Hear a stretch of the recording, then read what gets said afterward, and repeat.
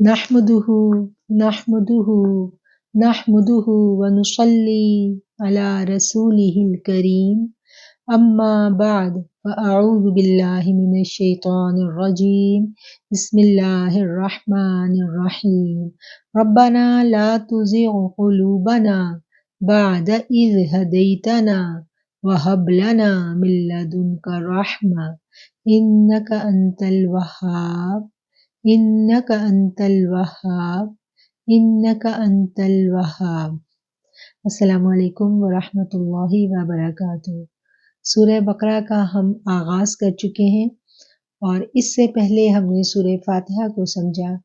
سورہ فاتحہ میں ہم نے اللہ تعالیٰ سے جو دعا مانگی، اللہ کریم نے وہ دعا ہمیں تکرار سے بار بار مانگنی سکھائی ہے۔ نماز میں بھی ہم وہ مانگتے ہیں اور اس کی اہمیت کا اندازہ ہمیں اس بات سے لگ جانا چاہیے کہ سورہ فاتحہ کو سمجھے بنا ہم اپنے ایمان کی تکمیل جو ہے، جو اس کا حسن اور جو اس کی ڈیپتھ ہے، اس کو نہیں پا سکتے۔ اور وہی سورہ فاتحہ جس کو ہم نے سمجھا اور جو اس میں دعا مانگی گئی، وہی دعا ہم دیکھتے ہیں کہ قرآن کریم کے آغاز میں ہم ایک مرتبہ پھر مانگتے ہیں اور اس کے بعد پھر ہم سورہ بقرہ کا آغاز کرتے ہیں۔ وہ دعا جو مانگی تھی، اس دعا کو پانے کے لیے وہ فیض و برکات اور وہ ہدایت کا رستہ اختیار کرنے کے لیے ہمیں جو روشنی چاہیے، ہمیں جو نور ہدایت چاہیے، وہ سب کا سب ہمیں قرآن سے ملے گا۔ اور قرآن کریم کا آغاز سورہ بقرہ سے ہوتا ہے۔ سورہ بقرہ کی ابتدائی آیات بے حد اہم ہے۔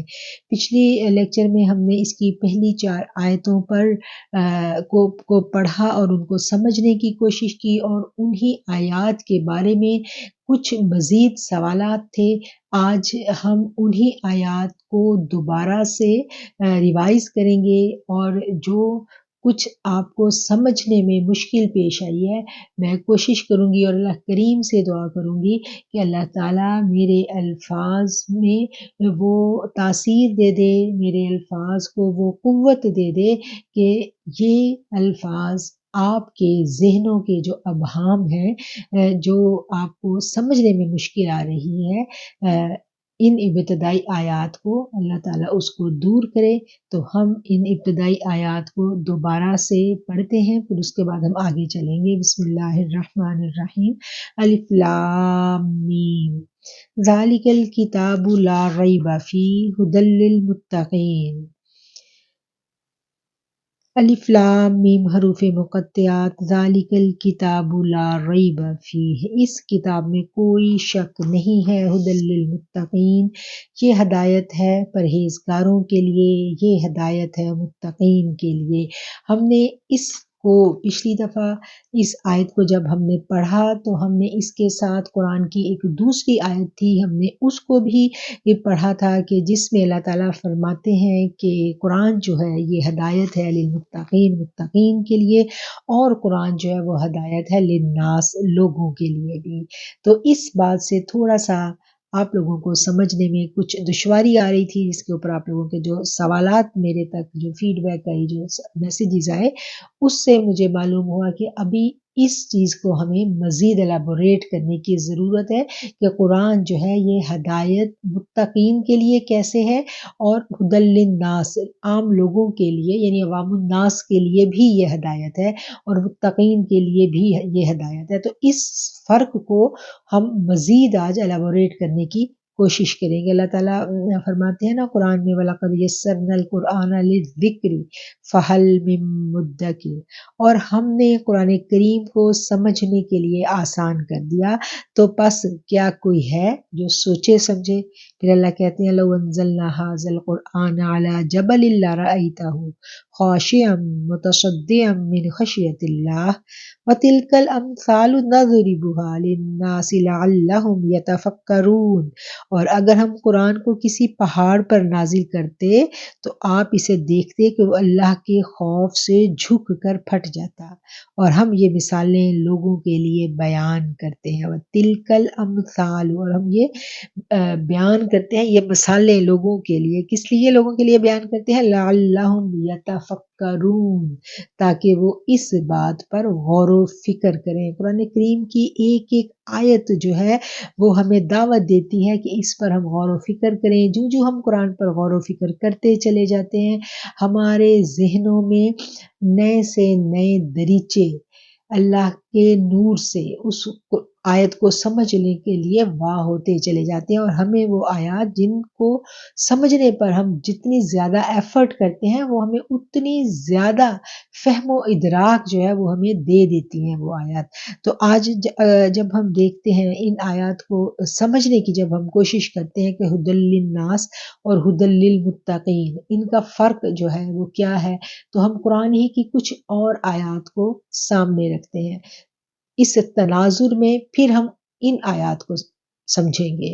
وہ آیات جو ہیں جیسے قرآن کہتا ہے قد افلح من تزکا، بے شک وہ فلاح پا گیا، وہ کامیاب ہو گیا، من تزکا، جس نے اپنا تزکیہ کر لیا، وذکر اسم ربہ فصلی، وذکر اسم ربہ، اور اپنے رب کے نام کا اس نے ذکر کیا، فصلی، پھر نماز پڑھی۔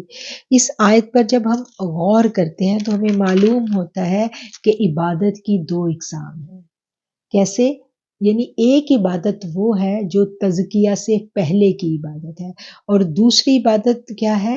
جو تزکیہ کے بعد کی عبادت ہے۔ اس آیت پہ غور کریں تو یہی پتہ چلتا ہے نا کہ عبادت کا بھی ایک ظاہر ہے جس پر عمل کرنے کا ثواب جو ہے وہ ہمیں ہوتا ہے۔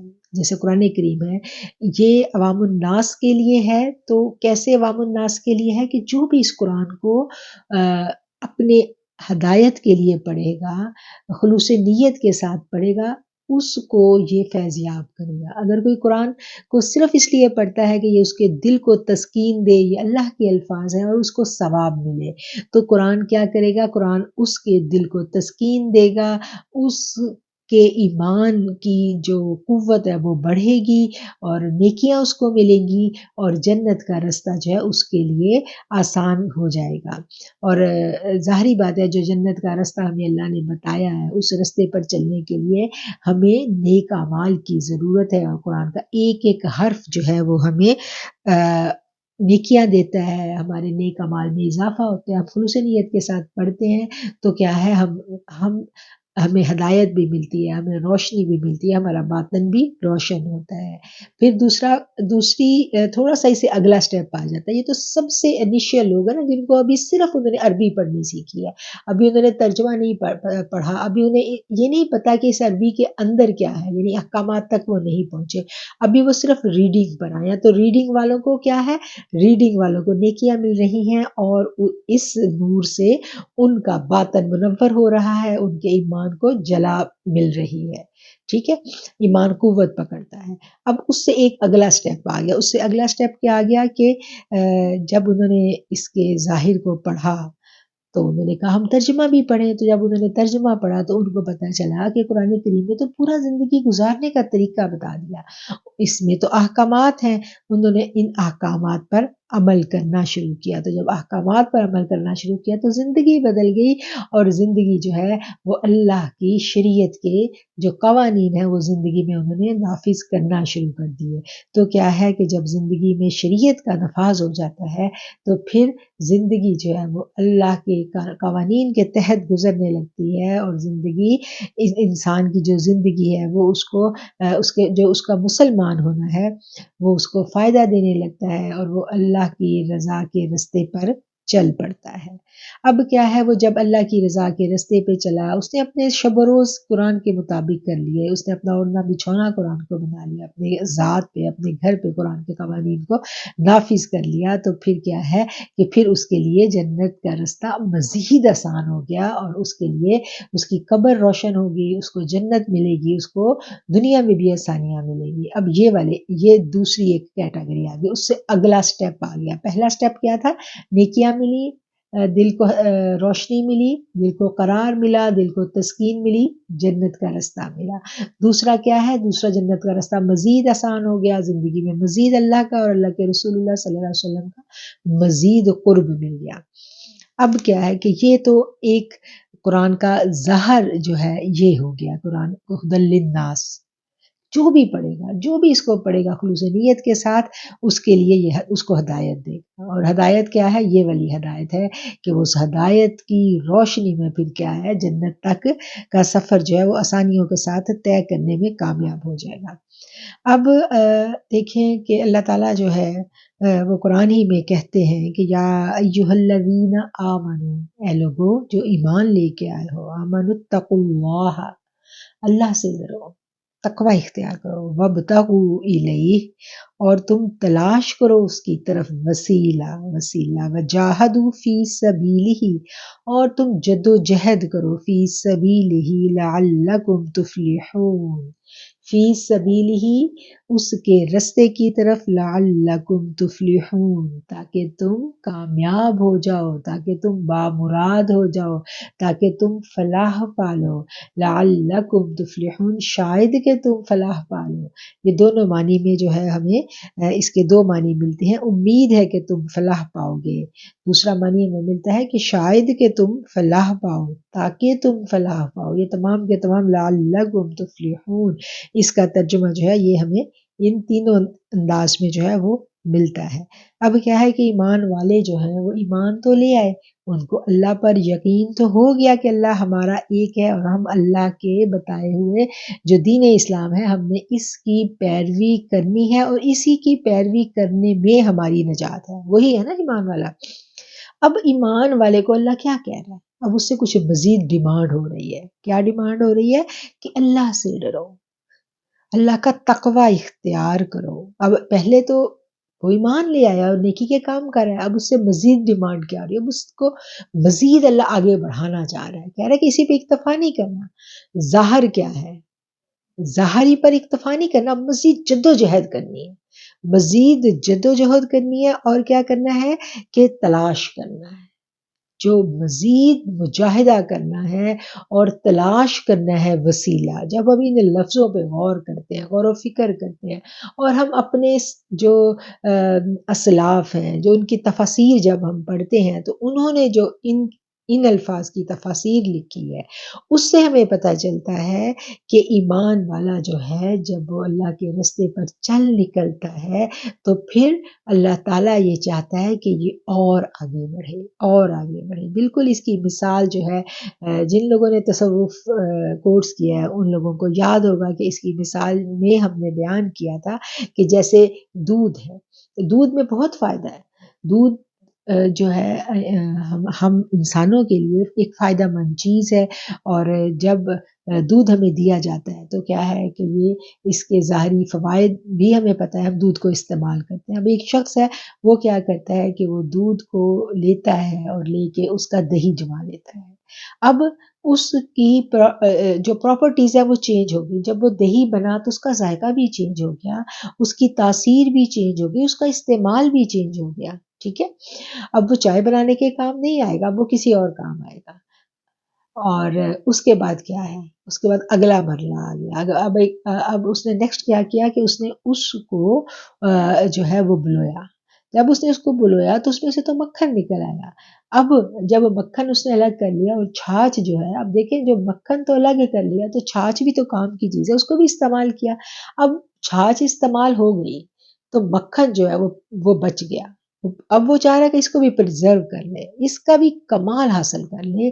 تو اس کا کمال کیا ہے کہ وہ اس مکھن کو جب گرم کرتا ہے آگ پر تو اس کے اندر جو کچھ اجزاء ہیں وہ جل جاتے ہیں، تو اس میں سے جو اس کی جو ایسنس ہے، اس کا جو اس کی پیورٹی ہے وہ نکل کر خالص ہو کے باہر آ جاتی ہے۔ وہ کیا ہے؟ وہ دیسی گھی ہے، اور دیسی گھی جو ہے وہ جتنا مرضی عرصہ پڑا رہے وہ اس کو کچھ بھی نہیں ہونا، وہ اس کا درجہ کمال ہے۔ یعنی دودھ جو ہے اس کا اگر آپ نے ایسنس نکالنا ہے، اس کا درجہ کمال نکالنا ہے، تو وہ کیا ہے؟ وہ گھی ہے، وہ دیسی گھی ہے۔ یہ تمام کا تمام سفر اگر ہم اس کو اپنے اس موضوع کے تناظر میں رکھ کے دیکھیں تو علماء کرام نے، ہمارے جو اسلاف ہیں، انہوں نے ہمیں اس کی اس طرح سے یہ مثال دے کے سمجھایا ہے کہ جو دودھ ہے وہ ظاہری شریعت ہے، اور اسی ظاہری شریعت میں سے پھر آگے سے آگے سے آگے سے آگے جب محنت کی جاتی ہے تو درجہ کمال تک جب وسیلہ تلاش کیا جاتا ہے، پھر اس کے بعد کیا ہے کہ جد و جہد کی جاتی ہے، تو پھر اس سے نکلتا نکلتا انسان جو ہے یہی طریقت کا رستہ ہے، اور یہی وہ نبی کریم صلی اللہ علیہ وسلم کی اس حدیث کو اگر ہم دیکھیں تو آقا علیہ الصلوۃ والسلام نے کیا کہا تھا، وہ جبرائیل علیہ السلام کے ساتھ جب آپ کی گفتگو ہوئی تھی تو اس حدیث میں انہوں نے پوچھا تھا نا کہ بتائیں کہ احسان کیا ہے، تو آپ نے کہا تھا کہ اللہ کی عبادت ایسے کرو کہ وہ تمہیں دیکھ رہا ہے، اللہ کی تم عبادت ایسے کرو کہ تم اللہ کو دیکھ رہے ہو، اگر تم اس کمال تک نہیں پہنچ سکتے تو ایسے کرو کہ وہ تمہیں دیکھ رہا ہے، مطلب قربت کے ان لمحات تک پہنچنا یہ ظاہری شریعت سے شروع ہوتا ہے۔ پہلے کیا کہا گیا؟ پہلے یہ کہا گیا کہ عبادت کرو اللہ کی، پہلا حکم تو یہی ہے نا، جب تک شریعت نہیں ہوگی طریقت تک آپ نہیں پہنچ سکتے، شریعت کا نقطہ عروج، نقطہ کمال جو ہے وہی طریقت ہے، اور یہاں پر جو ہم بات کرتے ہیں کہ ہدی للناس کیا ہے اور ہدی للمتقین کیا ہے، یہی والا سفر ہے جو شروع ہوتا ہے ظاہری شریعت سے، ظاہری شریعت شروع ہوتی ہے قرآن کے احکامات سے، اور پھر اس کا نقطہ کمال جب اس میں اطاعت و فرما برداری اتنی بڑھ جائے اور قرآن کو ہم ایسے پڑھنے لگے کہ قرآن کیا لگے ہمیں آج ہی نازل ہوا ہے، اور صاحب قرآن ہمیں قرآن پڑھ کے سنا رہے ہیں۔ اللہ نے کہا نا کہ تم اللہ کی عبادت ایسے کرو کہ تم اس کو دیکھ رہے ہو، اگر تمہیں یہ کمال نہیں حاصل ہوتا تو پھر کم از کم ایسے کرو کہ وہ تمہیں دیکھ رہا ہے۔ تو کیا ہے کہ جب ہم نے قرآن پڑھ لیا، قرآن کے احکامات بھی سیکھ لیے، تو اب ہم یہ اور کمال چاہتے ہیں تو ہم کیا کریں گے؟ ہم صاحب قرآن سے اپنا تعلق اور سٹرونگ کریں گے، اپنے اوپر مجاہدہ کریں گے اور جد و جہد کریں گے، اپنا تزکیہ کریں گے۔ جب اپنا تزکیہ کریں گے تو پھر ہم اپنے آپ کو اس درجہ کمال تک پہنچانے میں کامیاب ہو جائیں گے کہ ہمیں یوں محسوس ہوگا کہ یہ قرآن ہمارے سامنے صاحب قرآن بیٹھے تلاوت فرما رہے ہیں، آج ہی ان پہ اترا ہے، ہم اس دور میں پہنچ جائیں گے، اور آقا علیہ الصلوۃ والسلام کی قربت ہمیں نصیب ہونے لگ جائے گی، اور پھر وہ آیات جب آقا پڑھا کرتے تھے تو ہم ان آیات کو اپنے کانوں سے سننے لگ جائیں گے۔ تو اس درجے تک پہنچنے کے لیے جو جد و جہد کرنی ہے، جو وسیلہ تلاش کرنا ہے، وہ ایک سفر ہے، اور اسی سفر کو کیا کہا گیا؟ اسی سفر کو راہ سلوک کہا جاتا ہے، اور اسی سفر کو طریقت کا سفر کہا جاتا ہے، اور یہی سفر جو ہے اس کی ابتدا ہدی للناس ہے، اور اس کی انتہا جو ہے وہ کیا ہے؟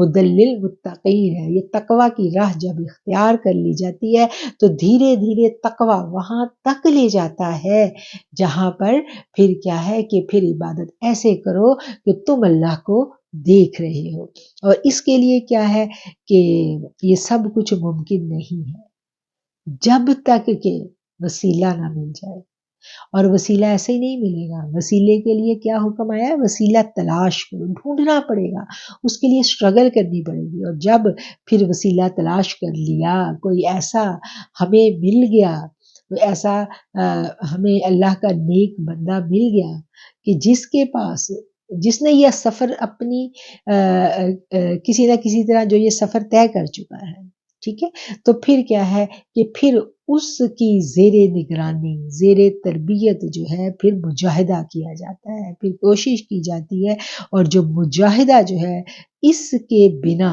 فلاح تک پہنچنا، مفلحون یہ درجہ پانا یہ ممکن نہیں ہے۔ اس کے لیے کیا ہے کہ اس کے لیے مجاہدہ ضروری ہے، مسلسل جد و جہد ضروری ہے، اور یہاں پر ہم دیکھتے ہیں کہ مخاطب جو ہے یہاں پر ایمان والے ہیں، ایمان والوں پر ایمان والے جو ہیں ان کو اللہ پر تو یقین ہو گیا، ایمان تو وہ لے آئے، اب انہوں نے اگلا کام کیا کرنا ہے؟ انہوں نے اللہ کو مان لیا، اب اللہ انہیں دعوت دے رہا ہے کہ تم نے اسی پر اکتفا نہیں کرنا، آگے بڑھنا ہے، اور یہی جو آگے بڑھنا ہے یہی پھر اگلا جو آ جاتی ہے، جو اگلی منزل آ جاتی ہے وہ کیا آ جاتی ہے؟ وہ جو سورہ واقعہ کی آیات پچھلی دفعہ ہم نے بیان کی تھی، اور اس کے بارے میں بھی آپ لوگوں کے بہت سارے سوالات تھے کہ والسابقون السابقون، اب ہم دیکھتے ہیں کہ سورہ واقعہ کو جب ہم دیکھتے ہیں تو اس میں کیا آتا ہے کہ اللہ تعالیٰ کہتا ہے نا کہ داہنے ہاتھ والے، ایک طرف داہنے ہاتھ والے، داہنے ہاتھ والے کون سے ہیں؟ داہنے ہاتھ والے وہ ہیں نا کہ قیامت والے دن جب فیصلے کیے جائیں گے تو ان کے نامہ اعمال جو ہیں، جو کامیاب ہوں گے، جو جنتی، جن کو جنت کی بشارت دے دی جائے گی، تو اللہ تعالیٰ ان کے نامہ اعمال ان کے داہنے ہاتھ میں پکڑائے گا۔ تو ان کے بارے میں کیا کہا گیا کہ وہ داہنے ہاتھ والے۔ پھر دوسرے جو ہیں ان کے بارے میں کیا کہا گیا؟ اصحاب الشمال ما اصحاب الشمال کہا گیا نا، اصحاب المیمنۃ ما اصحاب المیمنہ، یہ آیات آتی ہے نا سورہ واقعہ میں۔ تو ایک تو داہنے ہاتھ والے ہیں جن کے جنتی ہیں، ان کے داہنے ہاتھ میں اعمال نامہ دے دیا گیا، اب وہ جنت میں چلے گئے، وہ اسی پر خوش ہیں اور ان کی منزل انہیں مل گئی۔ اچھا، اب دوسرے لوگ ہیں ان کے بہانے ہاتھ میں دیا گیا، وہ دوزخی ہیں، وہ ہمیشہ جہنم میں رہیں گے، ان کے بارے میں بڑے سخت احکامات۔ اب ایک تیسرے گروہ کی یہاں نشانی جو ہے نشاندہی کی گئی، وہ کون سے ہیں؟ والسابقون والسابقون، جو آگے ہی بڑھنے والے ہیں، جو آگے ہی بڑھنے والے ہیں، وہ ان کو کیا ہے کہ ان کو نہ جنت سے کوئی دلچسپی نہ دوزخ سے، ان کو کیا ہے کہ ان کو تو ان کا رب چاہیے۔ وہ طالب المولا روا ہوتی ہیں جن کو ہر حال میں اپنا رب چاہیے۔ اور اس میں پھر والسابقون، سابقون کو جب ہم اور زیادہ ڈیٹیل سے پڑھتے ہیں تو ہمیں پتہ چلتا ہے کہ حضرت جنہوں نے سب سے پہلے اسلام کی تصدیق کی، جب آقا علیہ الصلوۃ والسلام نے اسلام کی دعوت پیش کی تو سب سے پہلے سبقت لے جانے والے کون تھے؟ حضرت سیدنا ابوبکر صدیق۔ دوستوں میں تو وہی تھے نا، گھر میں کون تھی؟ اما خدیجہ الکبریٰ رضی اللہ تعالیٰ عنہ۔ تو کیا ہے بچوں میں کون تھے؟ مولا علی علیہ السلام جو ہے۔ تو کیا ہے کہ یہ سب وہ لوگ تھے کہ جنہوں نے ابتدا میں تصدیق کی اسلام کی، تو یہ سب سے پہلے والسابقون السابقون یہ لوگ ہیں۔ سب سے پہلے والسابقون السابقون میں یہ صحابہ کرام آئیں گے، اور ان صحابہ میں بھی پھر آگے درجے، ان درجوں میں سب سے پہلے درجہ ان کو ملے گا جنہوں نے اول میں تصدیق کی، اور پھر اس کے بعد جنہوں نے اس کے بعد کی، جنہوں نے اس کے بعد کی، یعنی صحابیت میں بھی آگے درجے آ جاتے ہیں نا، کہ سب سے اول درجہ اگر ہم آقا علیہ السلام کے دوستوں میں دیکھیں تو ہمیں سیدنا ابوبکر صدیق کا نظر آتا ہے، اور پھر اس کے بعد جو ہے باقی صحابہ کرام آ جاتے ہیں، کس طرح کے جو اول تصدیق کرنے والے تھے، پھر اس کے بعد پھر یہ سلسلہ جو ہے یہ درجہ بدرجہ چلتا چلا گیا، اور پھر کیا ہے کہ یہ دور نبوی کے بعد یہ سلسلہ ختم نہیں ہوا۔ آقا علیہ الصلوۃ والسلام کی جو دعوت و ارشاد کی جو تبلیغ کی جو مسند تھی، اس کے اوپر جو وارث الانبیاء ہیں، جو وارث الانبیاء کون ہے؟ وہ نبیوں کے وارث۔ اب تو پہلے تو تھا نا کہ ایک نبی جاتا تھا تو دوسرا نبی آتا تھا، وہ قیامت تک کوئی نبی نہیں آنا، اور ہمارے نبی کریم صلی اللہ علیہ وسلم اپنی امت پر یہ ذمہ داری ڈال کے گئے۔ اللہ نے کہا کہ اس امت کا ہر فرد جو ہے وہ مبلغ ہے، اب اس امت کا کام ہے کہ وہ دین کو سیکھے اور آگے پھیلائے، جیسے کہ کہا گیا کہ میری امت میں ایک گروہ ایسا ہوگا جو مسلسل یہ کام کرتا چلا جائے گا، اور جو بھی دین کا کام کر رہا ہے، دین کی تبلیغ کر رہا ہے، وہ اسی سنت کی پیروی کر رہا ہے۔ پھر اس میں ہر دور میں جو سبقت لے جانے والے، ہر دور میں آگے بڑھنے والے، ہر دور میں مجاہدہ کرنے والے، جتنی جتنی نفس کشی ہوتی جائے گی، جتنا جتنا مجاہدہ ہوتا جائے گا، اتنا ہی پھر کیا ہے کہ سبقت میں سبقت ملتی چلی جائے گی۔ تو یہ دو پوائنٹس تھے جن کے اوپر آپ لوگوں نے کہا تھا بات کرنے کو، کہ سابقون سابقون کی بھی مجھے امید ہے کہ آپ لوگوں نے اس پوائنٹ کو بھی سمجھ لیا ہوگا، اور دوسرا جو پوائنٹ تھا کہ ہدی للناس سے ہدی للمتقین کا جو فرق ہے، جو یہ سفر ہے، یہ اس میں کیا فرق ہے، اس کو بھی میں نے کوشش کی کہ ہم اچھا سا سمجھ لیں۔ عوام الناس کے لیے قرآن کریم جو ہے اس کی تعلیمات جنت تک لے جانے کا رستہ ہے اور زندگی گزارنے کا لاہ عمل ہے، لیکن تزکیہ پا لینے کے بعد یہ قرآن پھر انسان کا تعلق جو ہے وہ عالم امر سے جوڑ دیتا ہے۔ جب انسان تزکیہ حاصل کر لیتا ہے، اب تزکیہ کیا ہے؟ تزکیے کے اوپر بھی ہم نے بات کی تھی، اور انشاءاللہ بار بار قرآن میں تزکیے کا ذکر آئے گا، ہم بات کرتے چلے جائیں گے، تزکیے کو سمجھتے چلے جائیں گے۔ تزکیے کی بھی بہت ساری منازل ہیں، بہت ساری سٹیجز ہیں جن کو ہم وقت کے ساتھ سمجھیں گے، اور اس میں پھر وہی والی بات آ جاتی ہے کہ جو حضرت جبرائیل علیہ السلام کی جو حدیث ابھی میں نے بیان کی تھی، جس کا ایک طویل حدیث ہے، اس کا ایک پارٹ جو تھا اس کا مفہوم میں نے بیان کیا تھا، تو اسی میں ہم دیکھیں تو یہاں پر احسان کی دو حالتیں بیان کی گئی ہیں۔ ایک حالت کیا بیان کی گئی ہے؟ ایک حالت یہ بیان کی گئی ہے کہ تم اللہ کی عبادت ایسے کرو کہ تم اللہ کو دیکھ رہے ہو، ٹھیک ہے؟ اور دوسری حالت کیا ہے؟ جب ہم اللہ جو ہے، جب ہم اللہ کو دیکھ رہے ہوتے ہیں، جب ہم یہ تصور کریں کہ ہم اللہ کو دیکھ رہے ہیں، تو پھر کیا ہے؟ یہ حالت محبت ہوتی ہے۔ یہ محبت میں انسان ایسا ہوتا ہے کہ وہ اللہ کی عبادت ایسے کرتا ہے کہ میں اپنے محبوب، اپنے رب کو دیکھ رہا ہوں۔ اور دوسری حالت یہاں پر کیا بیان کی گئی کہ اگر یہ کیفیت نصیب نہیں ہے تو دوسری کیفیت کیا ہے کہ ایسے کرو کہ وہ تمہیں دیکھ رہا ہے۔ تو وہ کیسے دیکھ رہا ہے؟ اگر ہم اس چیز کو دیکھیں کہ اللہ مجھے دیکھ رہا ہے، تو پھر دل میں ایک خوف پیدا ہوتا ہے، ایک دبدبہ، اللہ کا روب جو ہے وہ ہمارے اوپر، ہمارے دلوں میں ہیبت سی طاری کر دیتا ہے، ایک روب کی کیفیت، اور پھر اس میں ہمیں ایک خوف آتا ہے، خشیت الہی ہم پہ غلبہ پا جاتی ہے۔ تو اگر ہم دیکھیں تو اسلام کی بنیاد جو ہے یہ انہی دو چیزوں پر ہے، ایک خوف اور دوسرا محبت۔ یہی دو باتیں ہیں نا جو آپ سے آپ کی جو باطن ہے اس کے عمل کو تبدیل کرنے والی دو ہی چیزیں ہیں، یا تو انسان خوف سے بدلتا ہے یا محبت میں بدلتا ہے، اس کے علاوہ آپ کو کوئی نہیں بدل سکتا۔ خصائل رذیلہ جسے ہم کہتے ہیں، بری عادات جو ہمارے اندر، ہمارے جو نفس کی پیروی کر کے بری بری عادتیں ہمارے اندر شامل ہو چکی ہوتی ہیں، ان کو ہم کیسے چھوڑ سکتے ہیں؟ ہمارا نفس اتنا اسٹرانگ ہے، اور اوپر سے ہمارے اوپر کیا کہنا چاہیے، شیطان کا اتنا غلبہ ہے، ہم ان کو نہیں چھوڑ سکتے۔ ان کو کیسے ہم چھوڑتے ہیں؟ جب ہمیں بہت زیادہ خوف ہو اللہ کا، ہمیں اللہ کا ڈر ہو کہ قیامت کا دن آنا ہے، ہم سے حساب کتاب لیا جانا ہے، اور جو میں نے برے عمل کیے اس کے اوپر میری پکڑ آ سکتی ہے، اس دنیا میں میں بچ بھی گیا تو آخرت میں نے پکڑے جانا ہے۔ تو یہ خوف ہمیں کیا کرتا ہے؟ ڈرا دیتا ہے، اور ہم رک جاتے ہیں برائی کرنے سے اور علی الاعلان گناہ کرنے سے، خوف کی وجہ ہے۔ اور دوسری وجہ کون سی ہے؟ محبت کی وجہ ہے۔ اور یہ محبت ہوتی ہے کہ جب تک کسی سے محبت نہ ہو، ہم اس کے کردار میں اپنے کردار کو ڈھالنے کی کبھی کوشش نہیں کر سکتے۔ یہ صرف اور صرف محبت ہے جو ہمارے باطن کو درست کر دیتی ہے، ہمارے باطن کو بدل دیتی ہے۔ جس کے ساتھ محبت ہو جائے، یہ محبت مجازی میں بھی ہم دیکھتے ہیں کہ جب محبت کسی سے ہو جاتی ہے تو انسان کتنا بے خوف ہو جاتا ہے۔ اگر ہمیں کتنی کہانیاں ایسی ملتی ہیں کہ ایک جو بچی ہے، ایک لڑکی ہے، چھوٹی سی عمر کی ہے، اور اس کو کسی سے محبت ہو گئی، اور وہ اپنے والدین کی عزت، گھر بار سب داؤ پہ لگا کے بھاگ جاتی ہے۔ کیا ہے کہ وہ محبت میں اتنی قوت ہوتی ہے کہ وہ سب بھول جاتی ہے، اور وہ پھر اس محبت کے پیچھے کیا کچھ کر گزرتی ہے، ٹھیک ہے؟ اور یہی محبت جب مجازی ہو تو کتنا انسان نڈر اور بے خوف ہو جاتا ہے، سارے ڈر ختم ہو جاتے ہیں۔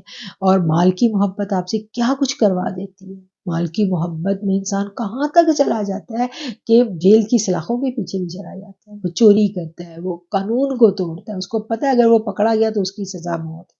بہت ساری ایسی باتیں ہیں نا، جیسے یہ نارکوٹکس وغیرہ، ان باتوں میں جب کوئی ملوث ہوتا ہے تو کیوں ہوتا ہے؟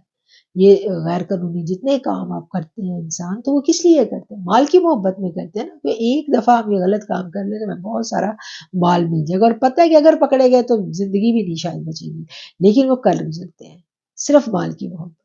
تو کیا ہے کہ محبت ایسی چیز ہے جو بڑے بڑے کام کروا لیتی ہے، اور یہی محبت اگر رب العالمین سے ہو جائے تو پھر کیا ہے؟ پھر پوری کی پوری انسان کی شخصیت بدل جاتی ہے۔ اور یہی محبت صحابہ کرام کو آقا علیہ الصلوۃ والسلام سے ہوئی تھی۔ کون سا ایسا صحابی تھا جس نے محبت کے بنا اطاعت رسول کی؟ ایسی کوئی مثال ہمیں اسلام میں نہیں ملتی کہ اطاعت رسول ہے لیکن محبت رسول نہیں، ایسا کہیں نہیں ہے۔ ہمیں کیا کہا گیا کہ تمہارا تو ایمان ہی اس وقت تک مکمل نہیں ہے جب تک کہ آقا علیہ الصلوۃ والسلام ہر رشتے سے بڑھ کے تمہیں عزیز نہ ہو جائے۔ تو کیا ہے کہ محبت اولین شرط ہے ذات میں تبدیلی لانے کی۔ اگر ہم اپنی ذات کو تبدیل کرنا چاہتے ہیں تو اول نمبر پہ کیا ہے؟ خوف کے ذریعے۔ یہ قانون ہوتا ہے، اس کا خوف ہوتا ہے، معاشرے کا خوف، رسم و رواج کا خوف، ٹھیک ہے، آخرت کا خوف، دوزخ کا خوف، رسوائی کا خوف، یہ سارے خوف ہے جس کی وجہ سے ہمارا عمل تبدیل ہوتا ہے اور ہم کچھ بری چیزیں چھوڑ کے کچھ اچھی چیزیں اپنا لیتے ہیں۔ لیکن کیا ہے کہ خوف میں جب ہم کرتے ہیں تو دل جو ہے وہ ایک مسلسل ایک جنگ رہتی ہے، اندر جنگ رہتی ہے، ٹھیک ہے، نفس کی اور ہمارے جو پازیٹیو اور نیگیٹو جو ہمارے اندر دو قوتیں ہیں نا، وہ آپس میں ہر وقت ایک دست و گریباں رہتی ہیں آپس میں، کبھی وہ لیول اوپر چلا جاتا ہے، کبھی وہ لیول۔ اور یہ کب اس سے ہم نکلتے ہیں؟ جب ہم محبت میں داخل ہو جاتے ہیں۔ جب محبت میں ہم داخل ہو جاتے ہیں تو پھر کیا ہے کہ محبت کے اوپر پھر کسی نفس کا اور کسی شیطان کا جو ہے وہ زور نہیں چلتا، اور محبت جب عشق میں بدلتی ہے تو پھر تو بالکل انسان جو ہے وہ شیطان اور نفس کے ہاتھوں سے نکل جاتا ہے، پھر وہ کسی قربانی سے دریغ نہیں کرتا، پھر وہ کہتا ہے کہ میں ہوں اور میرا رب ہے میرے سامنے، اور وہ رب العالمین کے لیے کچھ بھی کر گزرنے کے لیے تیار ہوتا ہے۔ پھر کیا ہے کہ پھر وہ وہی بات علامہ اقبال کا شعر ہے، بے خطر کود پڑا آتش نمرود میں عشق، تو پھر جو آگ بھی سامنے لگی ہوئی ہو تو اس میں بھی پھر کودتے ہوئے ابراہیم علیہ السلام کو کوئی ڈر اور کوئی خوف نہیں تھا۔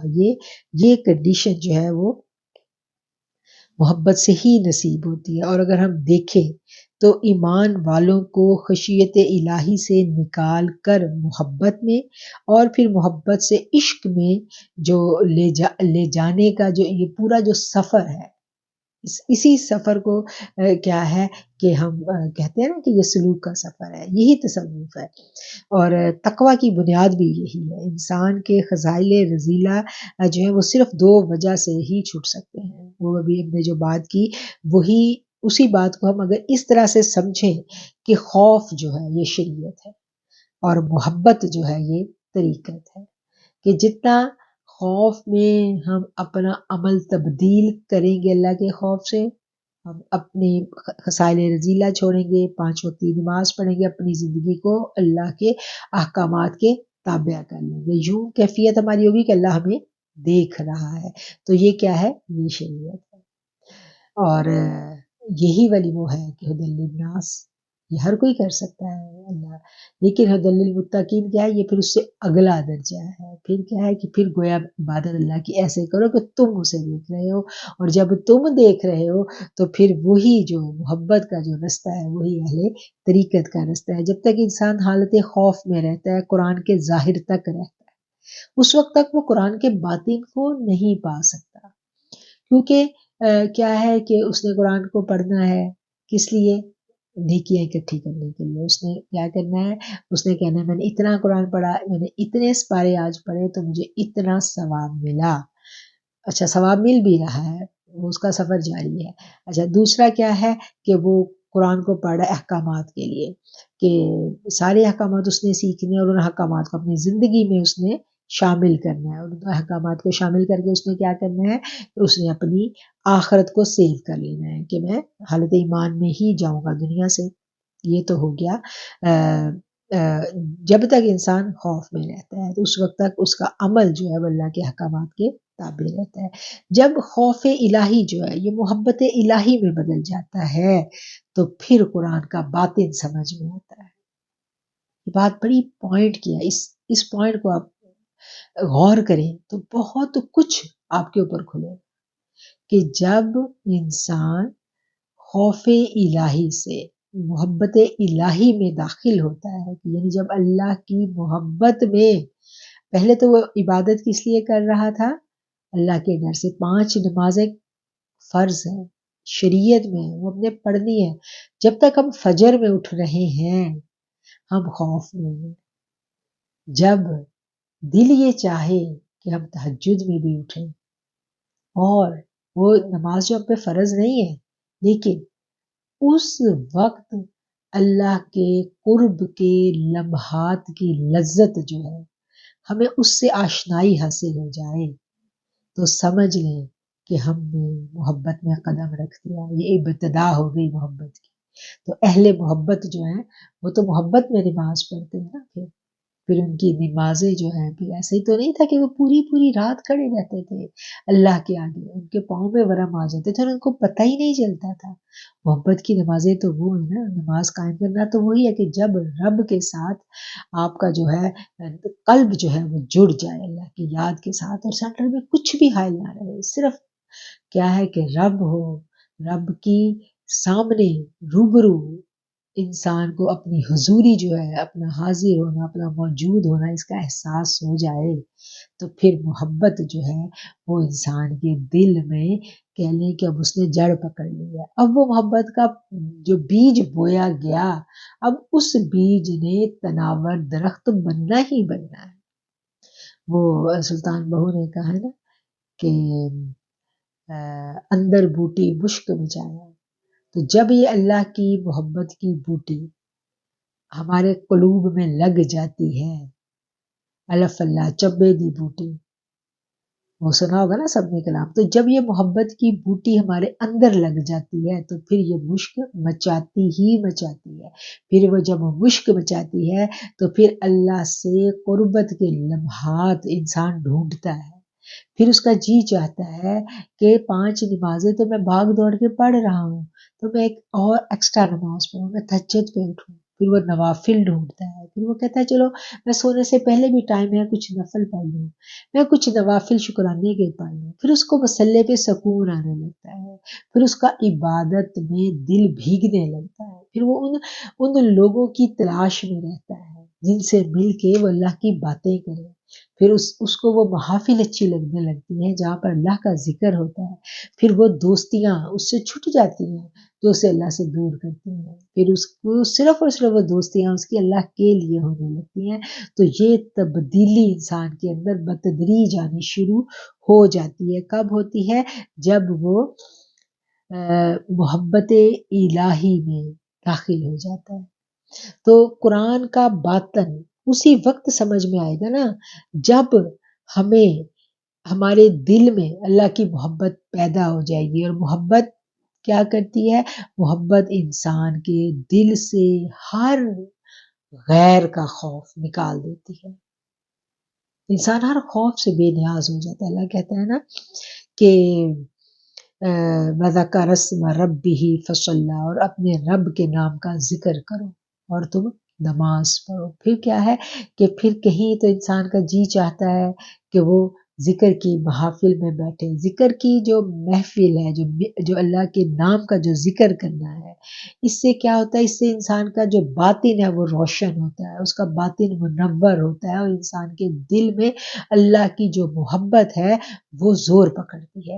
اور جب وہ اس محبت کی جو سرزمین ہے دل میں تیار ہو جاتی ہے، تو پھر جب وہ عبادت کے لیے کھڑا ہوتا ہے، پھر جو نماز عشق وہ پڑھتا ہے، تو وہ بزرگوں کا قول ہے نا، انہوں نے کہا تھا کہ جب میں نے نماز کو سمجھا، تو میں نے جب حقیقی نماز ادا کی تو میں نے اپنی پرانی تمام نمازوں کو جو تھا وہ باطل پایا.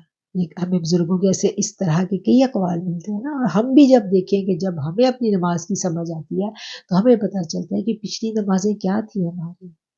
اور اگر ہم سوچیں کہ جو ہمیں نماز کی لذت سمجھ آنے لگتی ہے کہ محبت میں بھی کی ہوئی نماز کیا ہے، اور محبت میں جب ہم قرآن کو پڑھتے ہیں تو کیا ہے، پھر ایسے لگتا ہے قرآن ہم سے مخاطب ہے، قرآن ہم سے بات کر رہے ہیں. اللہ کے الفاظ جب ہماری زبان سے ادا ہوتے ہیں تو وہ اپنے ساتھ وہ تمام انوارات و تجلیات جو ان الفاظ کے اندر سموئے ہوئے ہیں، وہ جب ہمارے اندر سے ہمارے منہ سے وہ جب ادا ہوتے ہیں تو پھر کیا ہوتا ہے؟ وہ محبت کے ساتھ جب ہم پڑھتے ہیں تو پھر وہ نئے انداز میں ہمیں قرآن سمجھ میں آنے لگتا ہے. ایسے تو نہیں وہ کہا جاتا، مولا علی کا قول ہے نا کہ ایک حصہ جو ہے قرآن کا ظاہر ہے اور 9 حصے جو ہے وہ اس کے باطن ہے.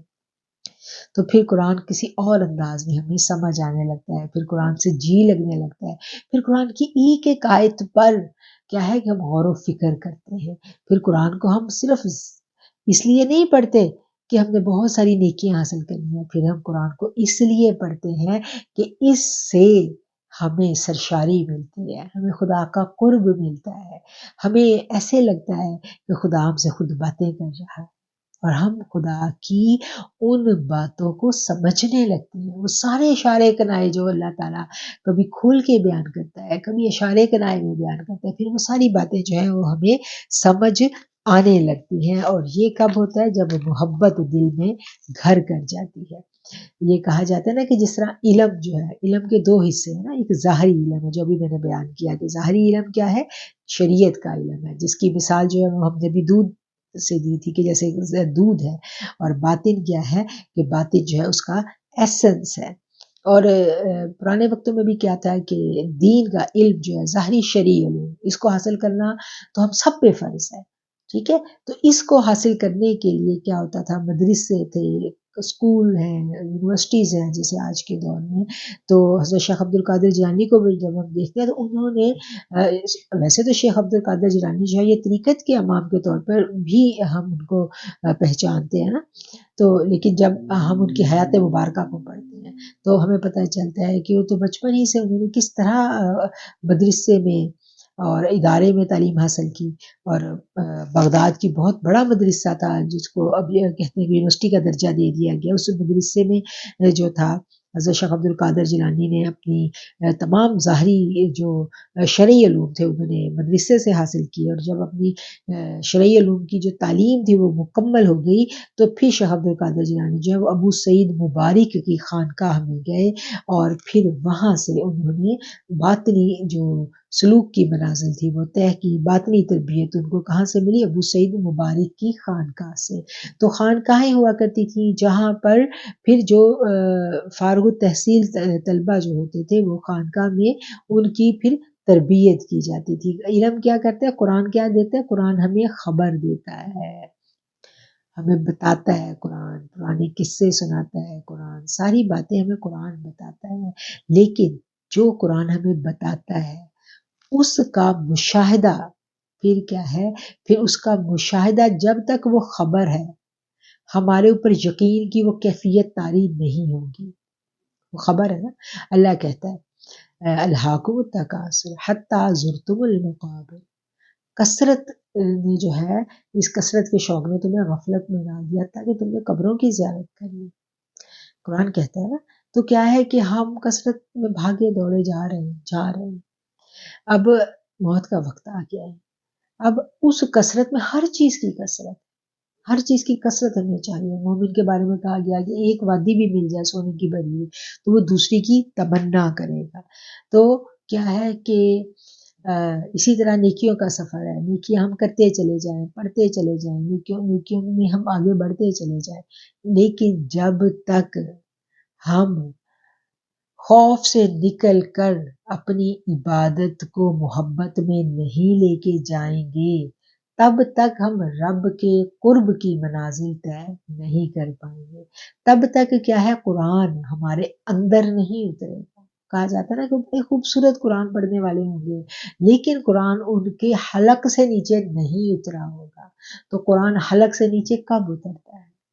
جب محبت دل میں گھر کر جاتی ہے. جب دل میں آقا علیہ الصلوۃ والسلام کی محبت گھر کر جاتی ہے تو پھر کیا ہے انسان معترض نہیں ہوتا، پھر کسی حکم پر اعتراض نہیں کرتا.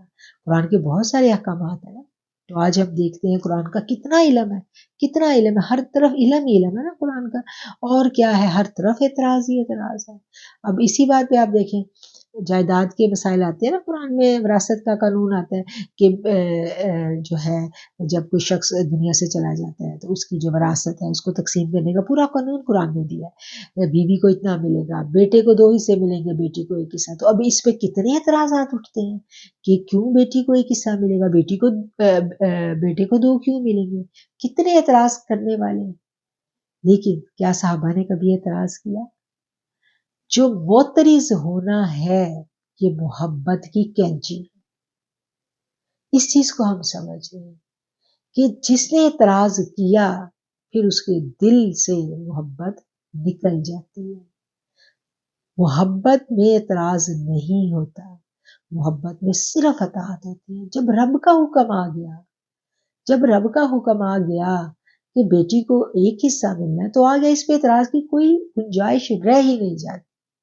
جب اللہ کا جو حکم آ گیا، وراثت کا حکم آ گیا، بیوی کو اتنا ملنا ہے تو پھر اتنا ہی ملنا ہے، اس پہ کوئی اعتراض نہیں چلے گا۔ اور معترض کون ہوتا ہے؟ جو معترض ہوتا ہے اس کے دل میں پھر محبت نہیں رہتی۔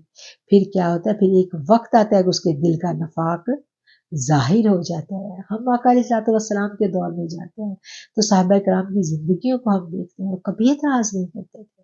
ایک بندے جس نے اعتراض کیا تھا، یاد ہے نا آپ لوگوں کو، کہ جب آپ نے بانٹا تھا مال غنیمت بانٹا گیا تھا نا، اس نے اعتراض کیا تھا، معترض ہوا تھا نا وہ تقسیم پر، کہ آپ رسول اللہ صلی اللہ علیہ وسلم نے نعوذ باللہ اس نے ایسے الفاظ کہے تھے کہ آپ نے جو تقسیم ہے وہ صحیح نہیں کی۔ اس حدیث کو ہم پڑھ کے دیکھیں کتنی سخت وعیدیں ہمیں ملتی ہیں اس کے بارے میں۔ تو اعتراض اور معترض ہونا یہ کب انسان نہیں ہوتا؟ محبت میں۔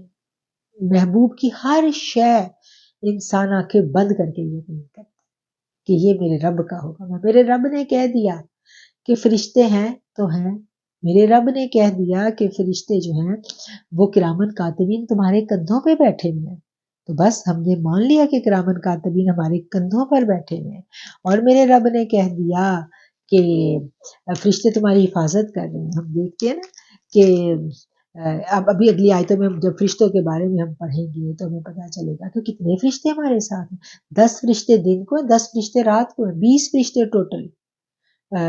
ہم اس میں دیکھتے ہیں تفسیر ابن کبیر میں جو ہے ہمیں اس کی ڈیٹیل ملتی ہے کہ کس طرح انہوں نے لکھا ہے کہ 20 فرشتے ہمارے ساتھ ہیں۔ اب عقل والا تو اعتراض کرے گا نا بیٹھ کے کہ 20 فرشتے کیسے ہو گئے، یہ کیسے ممکن ہے، یہ کیسے ہو سکتا ہے؟ تو سارے کے سارے جو اعتراضات کرنے والے ہیں ان کے بارے میں قرآن نے شروع میں ہم انڈیکیشن دے دی۔ کیا انڈیکیشن دے دی؟ کہ یہ قرآن ان کو ہدایت نہیں دے گا۔ کن کو ہدایت دے گا؟ جو تقوی کا رستہ اختیار کریں گے، جو غیب پر ایمان لائیں گے۔ الذین یؤمنون بالغیب، غیب کیا ہے؟ غیب میں کیا کچھ آ جاتا ہے؟ غیب میں اللہ کی ذات آ گئی، جنت دوزخ ہمارے لیے تو سب غیب ہے، فرشتے ہمارے لیے غیب ہے۔ اب ہم غیب ہی کو دیکھیں تو فرشتوں کے بارے میں اللہ تعالیٰ کیا کہتے ہیں؟ وَإِنَّ عَلَيْكُمْ لَحَافِظِينَ كِرَامًا كَاتِبِينَ يَعْلَمُونَ مَا تَفْعَلُونَ، بے شک تم پر کچھ نگہبان مقرر ہیں جو معزز لکھنے والے ہیں، وہ جانتے ہیں جو تم کرتے ہو۔ پھر اللہ کہتے ہیں سورہ رعد کی آیت کا ترجمہ کہ 2 فرشتے تمہارے سامنے اور تمہارے پیچھے ہوتے ہیں۔ اللہ فرماتا ہے اس کے لیے باری باری آنے والے محافظ فرشتے ہیں جو اللہ کے حکم سے اس کے سامنے سے اور اس کے پیچھے سے اس کی حفاظت کرتے ہیں۔ ایک شخص نے حضرت علی کرم اللہ وجہہ سے ایک دفعہ سوال کیا تھا نا کہ کچھ لوگ جو ہیں وہ آپ کو قتل کرنا چاہتے ہیں، تو مولا علی کرم اللہ وجہہ نے جواب دیا کہ ہر شخص کے ساتھ 2 فرشتے ہیں جو اس کی اس چیز سے حفاظت کرتے ہیں جو اس کی تقدیر میں نہیں لکھی گئی، اور جب تقدیر آ جاتی ہے تو وہ دونوں درمیان سے ہٹ جاتے ہیں۔ بے شک موت پختہ ڈھال ہے۔ یہ مومن کا یقین ہے، یہ مومن کا ایمان ہے کہ میرے ساتھ تو میرے رب کی حفاظت الہیہ موجود ہے، اور یہ حفاظت اسی وقت اللہ تعالیٰ ان فرشتوں سے کہہ دیتا ہے ہٹ جاؤ درمیان سے۔ کیوں؟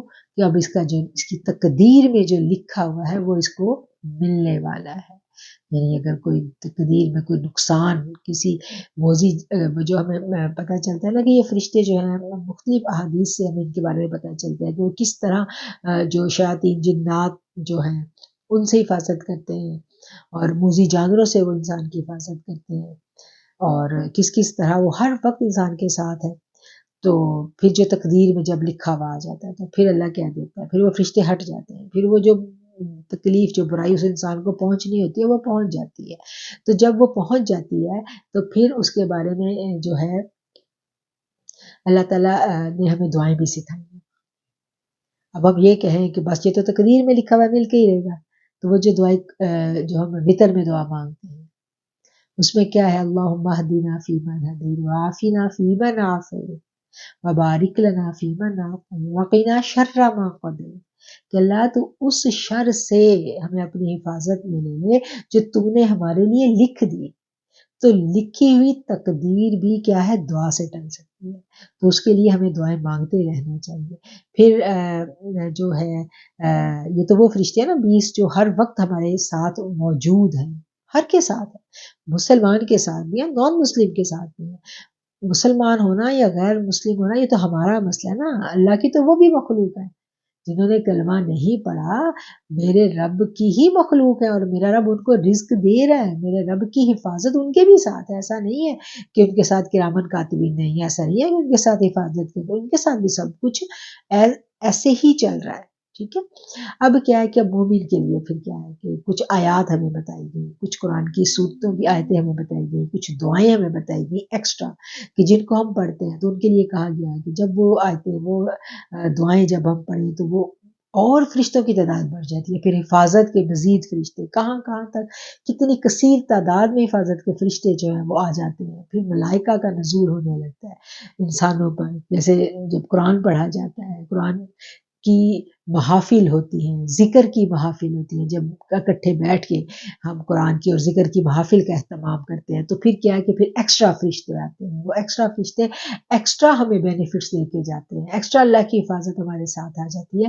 تو مومن کے لیے تو یہ سب کچھ بڑھتا ہی چلا جاتا ہے، بڑھتا ہی چلا جاتا ہے. حفاظت کے فرشتے بھی جو ہیں ان کی تعداد میں بھی جو دعائیں ہیں حفاظت کی، جو آیات کے ذریعے ہم اللہ سے مانگتے ہیں تو وہ ان میں پھر کیا ہے کہ بڑھوتی ہوتی چلی جاتی ہے. یہ جو فرشتوں کی بات آ گئی، یہ ایمان بالغیب آ گیا، ایمان بالغیب کے تناظر میں آ گئی. تو اس کے اوپر بھی ہم دیکھیں عقلی دلیلوں والے تو دلیل میں ہی پڑے رہیں گے نا، کیونکہ عقل سے ہم اس چیز کو کسی طرح بھی عقل سے یا دنیا کی میجرمنٹ سے ہم اس کو میجر نہیں کر سکتے. حالانکہ آج کے دور میں ایسے بہت سارے ہمیں ویڈیوز ملتی ہیں سوشل میڈیا پر، ایسے بہت ساری ہمیں باتیں ملتی ہیں جس سے ہمیں پتہ چلتا ہے. ہماری اپنی زندگی میں بھی ایسے بہت سارے واقعات ہوتے ہیں کہ ہمیں لگتا ہے کہ 100% ہم پھنس گئے تھے، پھر پتہ نہیں ہم کیسے نکلے، کون تھا جس نے ہمیں بچا لیا. ایسے بہت سارے انسیڈنٹس ہماری زندگیوں میں ہوتے ہیں نا، تو بعد میں ہم کہتے ہیں کہ میں تو بالکل مرنے والی تھی، میں بچی کیسے، پتہ نہیں کون سی قوت تھی. اور جب تقدیر میں لکھا ہوا ہوتا ہے تو انسان سوچتا ہے سب ٹھیک تھا، گاڑی بالکل ٹھیک تھی، سب ٹھیک تھا، پتہ نہیں نقصان کیسے ہو گیا. تو جب تقدیر کا لکھا ہوا آتا تو پھر اس کو کوئی نہیں ٹال سکتا. اور یہی مومن کا ایمان ہے، اور یہی جب اس میں پختہ یقین ہو جاتا ہے، یہ کیفیت یقین کی ہمیں نصیب ہو جاتی ہے تو پھر قرآن اپنا باطن ہم پہ کھولنا شروع کر دیتا ہے. پھر دھیرے دھیرے ہم قرآن پڑھتے جاتے ہیں تو ہمیں نئے انداز میں قرآن سمجھ آنے لگتا ہے، اور یہی نیا انداز جو ہے پھر ہماری زندگیوں کو بدل دیتا ہے، ہمارے لفظوں کو بدل دیتا ہے. ہم پھر قرآن جو ہے وہ فٹافٹ تیزی سے اس لیے نہیں پڑھتے کہ ہم نے نیکیاں اکٹھی کرنی ہیں، پھر تو ہم قرآن کو محبت سے پڑھتے ہیں، پھر تو ہم قرآن کو چومتے ہیں تو پیار سے چومتے ہیں، ایک ایک لفظ کو چومنے کو جی چاہتا ہے کہ یہ میرے رب کا نور سمیٹے ہوئے، اور یہ میرے رب کی طرف سے کیا کچھ لے کے آئے جو یہ اس نے مجھے عطا کر دیا ہے.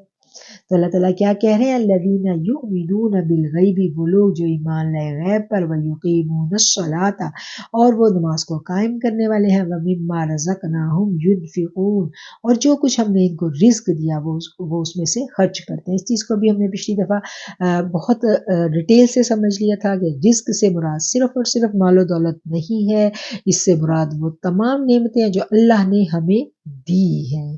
اس میں پھر کیا آ جاتا ہے، اس میں علم آ جاتا ہے، اس میں ہنر آ جاتا ہے. اب جو اللہ نے ہمیں علم عطا کیا، ہمیں کیا ہم اس کو آگے پھیلائیں. جو بھی علم دیا اس کو چھپا کے رکھ لینا. اب جیسے کچھ لوگوں کے پاس کچھ نسخے ایسے ہوتے ہیں جیسے حکمت کے نسخے ہیں، تو وہ پرانے زمانے میں لوگ کیا کرتے تھے کہ اپنا جو ایک کوئی نسخہ کسی حکیم کے پاس تھا وہ اپنی ہی دوائی پیچھے گا، وہ کہے گا یہ میں نسخہ کسی اور کو نہیں دوں گا. تو یہ بھی بخل ہے کہ جو اللہ نے آپ کو عطا کیا آپ آگے پھیلاؤ، ہر بندہ اپنی استطاعت کے مطابق اس سے فائدہ لے، اور جو آگے پھیلاتا ہے علم کو پھیلائے، جو بھی اس کو دیا گیا ہے رزق کو آگے خرچ کرے، آگے تقسیم کرے، تو پھر کس پہ کرتا ہے، وہ اللہ کے بھروسے پہ کرتا ہے. کیونکہ جب ہم کسی کو، بے شک وہ مال ہے یا علم ہے جو بھی دولت ہمیں اللہ نے دیا ہے تو ہمیں ایک خوف ہوتا ہے، اگر میں نے کسی کو دے دیا، مال خرچ کیا تو میرا مال کم ہو جائے گا، اگر میں نے کسی کو علم دیا تو وہ میرے آگے تن کے کھڑا ہو جائے گا اور پھر وہ اپنے علم سے مجھ سے آگے بڑھ جائے گا اور میری علمیت میں کچھ کمی آ جائے گی۔ ایسا نہیں ہے، ایسا قطعاً نہیں ہے۔ جو علم اللہ نے جس کو دیا ہے وہ اس کے لیے ہے، وہ اس کو آگے پھیلائے گا تو اللہ اس کو اور عطا کرے گا۔ جتنا نصیب میں جس کے ہے اس کو وہی مل ہے۔ علم کا بھی فہم جتنا جس کے نصیب میں اس کو ملے، اور علم کا جو فہم ہے یہ بھی اللہ کا ایک دیا ہوا ایک تحفہ ہے، اور یہ بھی ایک رزق کی ایک قسم ہے۔ ہر بندے کو ایک جیسا فہم نہیں ہوتا۔ وہی قرآن ہے نا، پچھلی دفعہ بھی ہم نے یہ بات پڑھی تھی مولانا کی، وہ جب قرآن کو بیان کرتے تھے تو کتنی ڈیٹیل سے بیان کرتے چلے جاتے تھے، لوگ کہتے تھے کیا علی آپ نے گھر میں بھی اور قرآن چھپایا ہوا ہے؟ تو آپ نے کیا کہا تھا کہ رب کعبہ کی قسم وہی قرآن ہے جو تم پڑھتے ہو۔ کیا ہے کہ اللہ نے ہمیں فہم زیادہ دیا، پھر اللہ کیا کرتا ہے اور فہم دیتا ہے اور فہم دیتا ہے، جتنا آپ پھیلاتے اتنا دیتا ہے۔ اللہ کے پاس کوئی کمی تھوڑی ہے، اس کے تو خزانے بہت بڑے ہیں۔ پھر اگلی آگے آ جاتا ہے انزلہ والذین یؤمنون بما انزل الیک، اور وہ لوگ جو ایمان لائے بما انزل، جو کہ نازل کیا گیا آپ پر کیا نازل کیا گیا؟ آقا علیہ الصلوۃ والسلام سے خطاب کیا جا رہا ہے کہ قرآن کریم جو آپ پر نازل کی گئی اس پر ایمان لانے والے، اور جو نازل کیا گیا من قبل کا آپ سے پہلے جو کتابیں آئی تھی ان سب پر بھی ایمان لانا جو ہے وہ ہمارے ایمان ہی کا حصہ ہے، وہ ہمیں لازمی ہے ایمان لانا۔ وبالآخرۃ ہم یوقنون، اور وہ آخرت پر پختہ یقین رکھتے ہیں۔ کون پختہ یقین رکھتے ہیں؟ ایمان والے، وہ آخرت پر پختہ یقین رکھتے ہیں، کیونکہ اگر عقیدہ آخرت ہمارا پختہ نہیں ہوگا تو ہمارے عمل میں تبدیلی نہیں آ سکتی۔ دنیا میں تو ہم جیسے تیسے دھوکہ دہی سے بچ جائیں گے، تنہائی میں کیے ہوئے گناہ، بدگمانی، کسی کے اوپر کچھ ہم اگر خدا نخواستہ کچھ بد دعا کریں، کسی کے اوپر ناجائز ہم تہمت لگا کے اس کو بدنام کرنے کی کوشش کریں، یا کسی کے اوپر ہم کوئی عملیات اور جادو کے ذریعے کسی کو نقصان پہنچائیں تو شاید ہم دنیا میں بچ جائیں، لیکن کیا ہے کہ آخرت میں نہیں بچ سکتے۔ تو انسان کے عمل کو پازیٹیو رکھنے کے لیے آخرت جو ہے اس کا عقیدہ پختہ ہونا بے حد ضروری ہے، ورنہ دنیا جو ہے اس میں کوئی قانون نہ رہے۔ اصل قانون جو انسان کے جو عمل میں جو تبدیلی لاتا ہے وہ عقیدہ آخرت کی پختگی ہے۔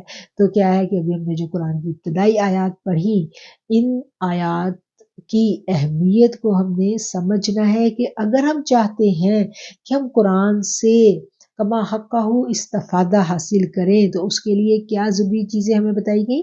نمبر 1 تقوی، نمبر 2 کیا ہے؟ ایمان بالغیب، نمبر 3 کیا ہے؟ نماز کو قائم کرنا، اور نمبر 4 کیا ہے کہ جو اللہ نے رزق دیا اس کو خرچ کرنا، یعنی بخل نہیں کرنا، اور 5 کیا ہے کہ جو آقا علیہ الصلوۃ والسلام پر اتارا گیا مراد قرآن کریم اس پر ایمان لے کے آنا، اور پھر جو اس سے پہلی جو کتابیں ہیں ان پر بھی ایمان لانا، اور 7ویں چیز آ گئی کہ آخرت جو ہے اس پر ہمارا پختہ یقین ہونا چاہیے۔ یہ 7 چیزیں اگر ہم ان 7 چیزوں کو مان لیں، ان پہ یقین کر لیں اور ان کو سمجھ لیں تو پھر کیا ہے کہ پھر یہ قرآن ہمیں واقعتاً فائدہ دے گا۔ اور جس مقصد کے لیے ہم قرآن پڑھ رہے ہیں، کس لیے قرآن پڑھتے ہیں؟ اللہ کے قرب کو پانے کے لیے، اللہ کی رضا کو پانے کے لیے، اللہ کے پیغام کو سمجھنے کے لیے کہ اللہ ہم سے کیا چاہ رہا ہے، کہ ہمیں صحیح معنوں میں اللہ کا پیغام سمجھ میں آ جائے، اس لیے ہم قرآن پڑھتے ہیں نا۔ قرآن اس لیے تو نہیں پڑھتے کہ ہم نے اپنی علمیت کا کسی کے اوپر وہ کرنا ہے، روب ڈالنا ہے کہ میرے پاس بڑا علم ہے، میں نے ترجمے سے قرآن پڑھا ہوا، میرے پاس بڑا علم ہے، مجھے ساری باتیں پتہ ہیں۔ اور پھر اگر یہ سوچ کے قرآن پڑھیں گے تو پھر ہم دلیلوں میں ہی الجھے رہیں گے، پھر اپنے ذات میں تبدیلی نہیں ممکن۔ ذات میں تبدیلی اسی وقت آنی ہے جب یہ ساری کی سارے جو یقین ہے وہ پختہ ہو جائیں، اور ہمارا علم کے حصول کا مقصد جو ہے وہ صرف اور صرف اپنے رب کی رضا کو پانا ہو جائے۔ اور جب یہ باتیں ہمیں سمجھ میں آ جاتی ہیں تو پھر قرآن ہمیں واقعتاً سمجھ میں آنے لگتا ہے۔ ان الفاظ کے ساتھ میں آپ لوگوں سے اجازت چاہوں گی، انشاءاللہ اگلی آیات کے ساتھ ہم نیکسٹ ویک پھر ملیں گے۔ وآخر الدعوانا ان الحمد للہ رب العالمین۔ السلام علیکم ورحمۃ